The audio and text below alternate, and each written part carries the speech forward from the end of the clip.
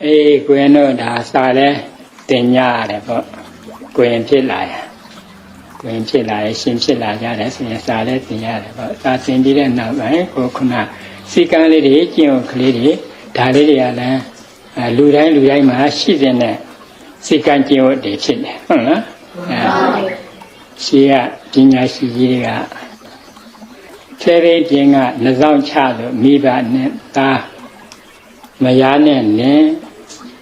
အရှင်နဲ့ကျွန်းထေမွန်တကားမိတ္တဟာနဲ့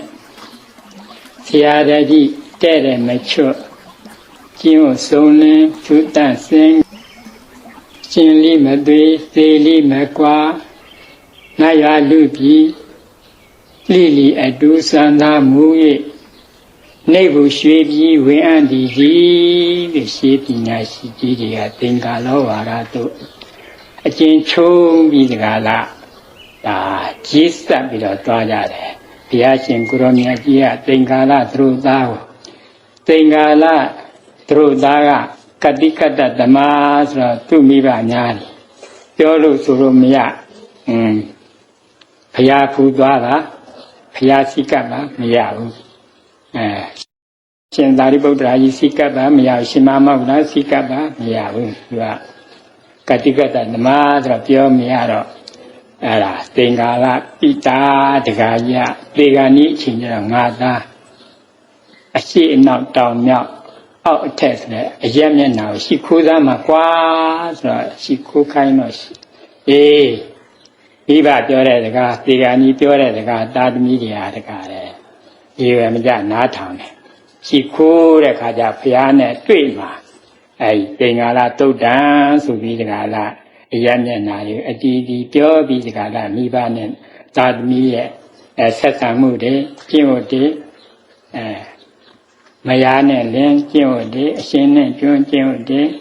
ထီမွန်တကားဆရာတကြီးကျင့်ဝတ်တွေအဲ့ဒီကျင့်ဝတ်တွေကျင့်ပြီးဆိုမှဖြင့်ဒါဘောင်းမလွန်မဲ့ဒီလဲဘိရဲ့အပြင်ကဗရောင်းပြင်ကနှတောင်းလို့လည်းခေါ်တယ်ကွာနှစောင်းလို့လည်းခေါ်တယ်အဲ့ဒါလေးငုတ်လေးရိုက်ထားပြီဆိုရင်ဘိန်ကျွတ်သွားအောင်မလားကိုကြီးမလားတော့မကျွတ်တော့နော်မကျွတ်တော့ဆိုလို့ပဲလူတွေပုဂ္ဂိုလ်တိုင်းသူ့စည်းကမ်းလေးတွေနဲ့သူ့ဘောင်လေးတွေနဲ့သူမကြော်လွန်ပဲကျင့်ကြံကြိုးကိုအားထုတ်သွားကြပြီဆိုမှဖြင့်ပိစုပန်တန္တရာနှဖျားသော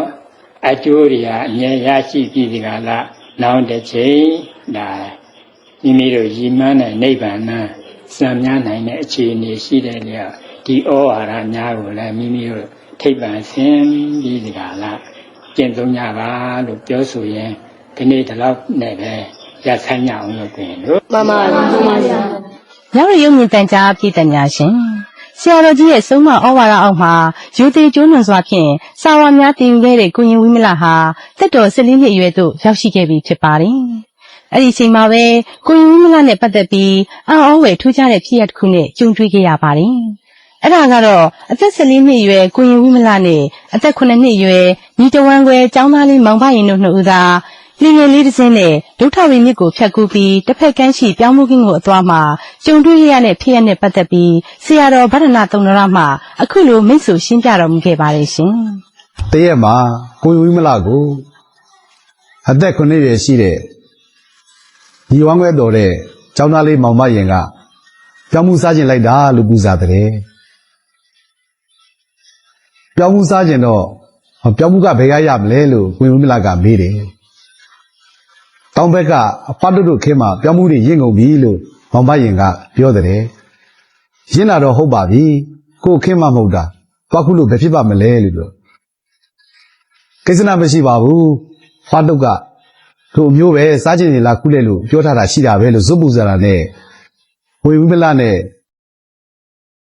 မောင်မရင်တို့ဟာဥယျာဉ်တော်ရဲ့တောင်ဘက်ကမ်းမှာရှိတဲ့ဖတ်တို့ရဲ့ပြောင်းကင်းကိုလေတစည်းနဲ့ကူးသွားကြတယ်။ရှေးကနေပြီးတော့မှမောင်မရင်လေးကလော်ပြီးကိုယူမလကနောက်ကပဲ့ကင်ပေးတယ်။သူတို့သွားမှာကဥယျာဉ်တော်ရွာနဲ့တဲ့တောင်ဘက်ကမ်းကိုအဲ့ဒီမှာရှင်ဝနာဘုရားရှိတယ်။ဘုရားနာကဖတ်တို့ရဲ့ပြောင်းမှုခင်းကိုသွားကြမှာပေါ့ ဒုဋ္ဌဝရီမြေကြောင်းတစ်လျှောက်သူတို့ဖြတ်ကူးမဲ့ရေလမ်းကြောင်းအောက်နားလေးမှာရှမ်းနှက်နဲ့စုပ်ဝဲကြီးတစ်ခုရှိတယ်အနာကပ်လာတဲ့ရာဝတ္ထုမန္တမြကိုလက်ပတ်နှိမ့်မြုပ်ပြစ်တတ်တာကြောင့်ဒီသမားတိုင်းရှောင်းရုံထိတ်လန့်ကြတဲ့နေရာတစ်ခုပေါ့ဒါပေမဲ့သူတို့ညီကိုညောက်ကတော့ရှောင်းရုံထိတ်လန့်မှုမရှိပဲဖြတ်ကူးကြတာပေါ့သူတို့ရဲ့အာယုံထဲမှာပြောင်းမှုစားခြင်းတဲ့အာယုံတစ်ခုပဲရှိတာကိုရေဝဲကြီးကကြော်ကြီးလိုအလဲကောင်မှာခွက်နေပြီးတက်ပတ်ဝိုင်းကွေစီးစင်းနေတာကိုသူ့နယ်နိမိတ်သင်းကိုရောက်လာတဲ့ရာမဏမြသူ့ရည်စည်းကြောင်းထဲဝင်ရောက်သွားပြီးတူလက်သူလိုက်ပြီးတော့လက်ပတ်နေတော့တာလေအဲ့ဒီလိုနဲ့တဖြည်းဖြည်းအတွင်းထဲဝင်သွားပြီးမူလောက်အောင်လက်ပတ်ခံပြီးတော့မှနောက်ဆုံးရေအောက်ကိုနှိမ့်မြုပ်ခြင်းခံရစနေပဲလေကိုရင်တို့လေးဟာလဲရည်စည်းအားကြောင့်ပြည့်ပြည့်နဲ့ရေဝဲကြီးရဲ့နေမိတ်တွင်းကိုဝင်မသိရှင်းလင်းဝင်ရောက်လို့သွားတယ်ဒီကံဝဲရာကမြင်ရတဲ့သူတွေဟာဆိုမျက်လုံးပြူမျက်စံပြူနဲ့ပေါ့ကိုရင်တို့ဝဲရရောက်တော့မယ်ပြန်ထွက်ဆိုပြီးអော်တဲ့လူကអော်ကြဒီရလေးရရတက်နဲ့ကဲဖို့သွားတဲ့လူကသွားကြနေရုပ်တဲ့ကိုရှင်းနေတော့တာပဲကိုရင်တို့လေကလေးကရေဝဲကြော်ကြီးရဲ့ရန်နမိတ်ထဲဝင်ပြီးရှားလေစပြုနေတာကိုလမ်းမြင်နေရတော့ရှင်းနေကြတဲ့သူတွေကလည်းရင်သမမနဲ့အသက်ယူမရအောင်ဖြစ်နေကြတာဒါပေမဲ့ကဲမဲ့လေးတွေအနာပျောက်သွားတော့လေကိုရင်တို့လေကတော့အေးစစ်စစ်လောနေတာပဲသူတို့ကတော့ရိုးရိုးညီသက်နေတဲ့ရေပြင်ပေါ်မှာ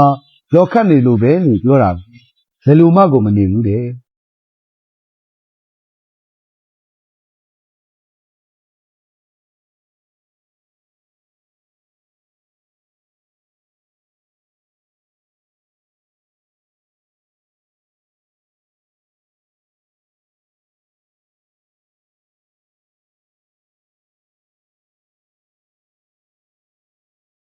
ဒါလည်း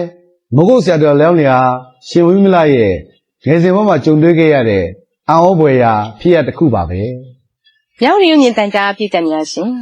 ခွေးဝင်တို့ရဆရာတော်ဖျားကြီးဟာညစဉ်ညတိုင်းတာမဏေငယ်တို့ရဲ့ဝိဖြစ်မှုကိုခံယူတော်မူရင်းစာဝါအဓိပ္ပာယ်များပြန်လည်ပြောပြခြင်းတင်းကြိုတရုပ်တွေကိုကြည်ညက်အောင်ထပ်မံသင်ကြားပေးခြင်းတို့ဖြင့်ပထမငယ်ပထမလက်စတဲ့အစိုးရစာမွေးများမှာဝင်ရောက်ဖြည့်ဆူနိုင်စေရန်ပြင်ဆင်ပေးခဲ့ပါသည်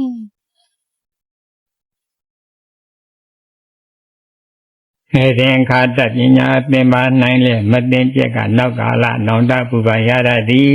သို့သာသနာမှာနေလာတဲ့ဆိုရင်စာပေအထိကကြစာပေကျန်ကတတ်တိလာမှသာလင်ကျင့်တရားကြီးကျင့်ရတယ်ရှောင်တရားကြီးရှောင်ကျင်ရတယ်အဲ့လိုကျင့်ကြံကြိုးကိုအားထုတ်မှသာလင်သာသနာတော်ကြီးတဲ့စာဖွင့်ကားလာမယ်နားလားဟုတ်ပါရှင်ဗျာကိုယ်လည်းတိတ်ခါဖို့နဲ့ညီအောင်ဒါကျင့်ကြံကြိုးကိုအားထုတ်နိုင်တဲ့အခါကျတော့ဟောတရားဓမ္မတွေကုကွယ်ရတာအမှန်တန်အကျိုးရှိတယ်။တို့သာသနာမှာဘုရားရှင်ကိုယ်တော်မြတ်ကြီးဝိနည်းသိက္ခာပုဒ်ပြညတ်တာအပိုလိုတစ်ခုမှမပါဘူးကွာဟုတ်လား။အပိုလိုမပါတဲ့အကြောင်းဒါကိုမင်းတို့တွေကမင်းတို့တွေအတနိုင်သောရှင်းကြံကြိုးကိုအားထုတ်ရမှာပဲဖြစ်တယ်။မှန်ပါဗျာဆရာတော်ကြီးဟာစာသင်သားများတင်းညိုတရုံများကြီးညက်ချိန်မှာမြဝနဲ့ဝီနီးဆိုင်ရာပါတိမောက်တရားပုတ်စစ်တို့ကိုလည်းတူးချေကသင်ကြားပေးခဲ့ပါတယ်။ဆရာတော်ကြီးဟာပုတ်စစ်ကုန်းရင်ရူပသိတိပါချပေးဦးမယ်လို့ကိုရင်ငယ်လေးတွေကိုမိန့်တော်မူခဲ့ပေမဲ့စစ်တော်ရွေထောက်လာတဲ့ဆရာတော်ကြီးဟာရခင်လိုစိတ်သွားတိုင်းကိုမပါတော့ပဲစာသင်ရတာမှာမိုးဟန်နေတတ်ပါတယ်။ဒီခါမှာတော့ဆရာကျင့်ဝင်၅ပါးအတိုင်းမိမိမတတ်နိုင်ရင်ကျင့်တော်ရာဆရာသမားထံအနှံ့ရမည်လို့စဉ်းစားမိတဲ့ဆရာတော်ကြီးကတညဖျားဝတ်တဲ့အပြီးမှာတပည့်များကိုကျင့်တော်ရာအနှံ့ပို့ပေးမယ့်အကြောင်းတပည့်များသွားလို့တဲ့နေရာဌာနရှိပါကလည်းစဉ်းစားထားကြစီလိုကြောင်းမိန့်ကြားတော်မူခဲ့ပါတယ်ရှင်အတက်ရထောက်လာရင်နော်နည်းတိတ်ပြီးတော့စာချနိုင်တဲ့အင်အားမရှိတော့မင်းတို့တွေကကအသက်ရွယ်ရှိတော့ဆိုင်ရာစာသင်လိုက်တယ်ဒါတွားရောက်နိုင်တယ်ဆိုတဲ့အကြောင်းဘုံကခွင့်ပြုလိုက်တယ်မိဘများထံပန်ကြားပြီးတော့ကိုတွားနိုင်ရတယ်အထူးသဖြင့်မင်းတို့တောက်ကမြို့မှာမင်္ဂလာတိုက်ဆရာကြီးဦးအောင်ဒါအစဉ်ဆက်ကစပြီးဒီကလာရပါမှာအပြည့်မှာအမှန်တန်ကြော်ကြားလာခဲ့တာအဲ့လိုတိုက်ကြီးမှာအ ရရအနေနဲ့ကအောက်ဒီအောက်ရွာကစားပြီးတော့အပင်မခံပြီးတော့တန်ခါများပညာရည်တို့တောက်ဆုကြသလိုမင်းတို့မောင်မလာစားတဲ့ကိုရင်နေအဲ့လိုနေရာမျိုးတွေသွားနိုင်သွားလို့ကသွားနိုင်ရတယ်လို့ဘုံခွင့်ပြုလိုက်တယ် ဟုတ်ပါရှင်ဗျာ